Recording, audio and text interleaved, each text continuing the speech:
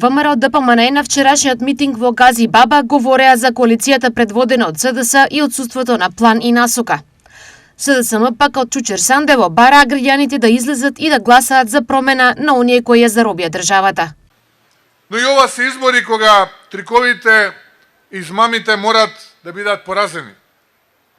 Во Скопје гледаме како на дело се случува една таква непринципиелна коалиција. Но тоа е нивна работа. Ние нема да се занимаваме со нив.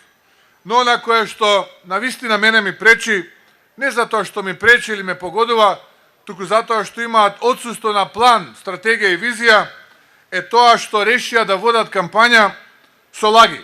Не дозволувајте да го оставиме нашиот дом на оние кои се оддалечени од народот, на оние што гледаат само своји интереси, што ја запуштија државата и општините, а гледаме дека државата повторно сакаат и да ја заробат.